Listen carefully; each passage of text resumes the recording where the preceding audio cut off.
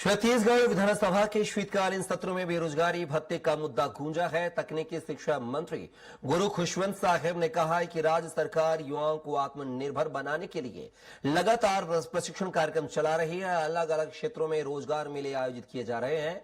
जल्द राज्य स्तरीय रोजगार मेला भी लगेगा। कंपनियों से 14,000 वैकेंसी की मांग आ चुकी है।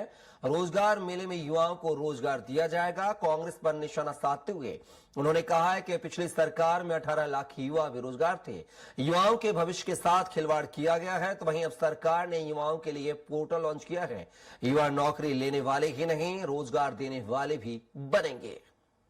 सदन में आज रोजगार और बेरोजगारी भत्ता को लेकर मामला गूंजा और इस पूरे मामले को रखकर विपक्ष ने वॉकआउट भी किया। हमारे साथ तकनीकी शिक्षा मंत्री गुरु खुशवंत साहेब जी हैं, इनसे चर्चा करेंगे, जानेंगे आखिर ये पंजीकृत रोजगार का जो मामला है, रोजगार देने के बाद जो सवाल उठाए गए थे, क्या कर रही है सरकार, किस तरह के प्रयास? देखिए, ये पंजीकृत रोजगार का जो मामला है, आप सबको मालूम है, लगातार इसमें हम लोगों ने प्रयास कर रहे हैं। पिछली सरकार में इन लोगों ने कभी भी हमारे युवा रोजगारों के लोगों के लिए कोई काम नहीं किया।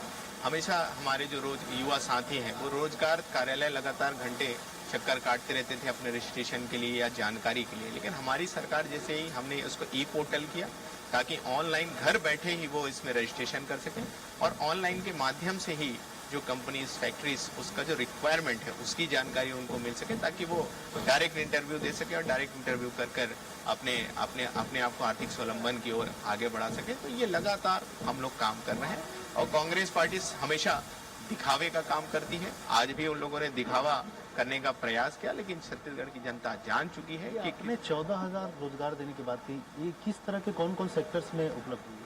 देखिए, ये स्टेट लेवल रोजगार मेला है जो माननीय मुख्यमंत्री विष्णुदेव साय जी के नेतृत्व में आने वाले भविष्य में होने वाला है, जिसमें 50,000 से ज्यादा युवा युवतियों ने इसके लिए रजिस्ट्रेशन कर लिया है और जिसमें विभिन्न सेक्टर्स हैं, जिसमें 10-12 हजार से लेकर 40-45 हजार तक के जो मानदेय है उसके रिक्वायरमेंट में वैकेंसीज कंपनीज ने कर दी है, जिसमें 14,000 से ज्यादा लोगों का वैकेंसी आया हुआ है।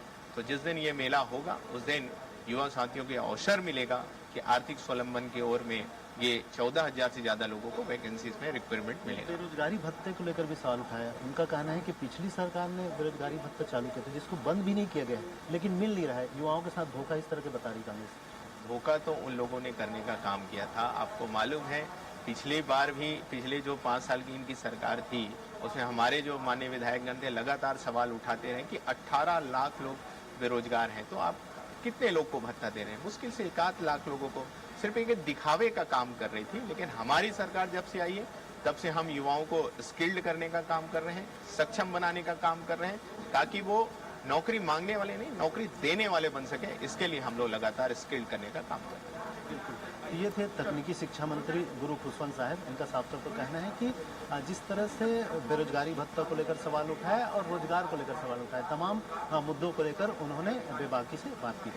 कैमरा पर्सन दीपेश के साथ स्वराज एक्सप्रेस के लिए रायपुर से दिलीप साहू।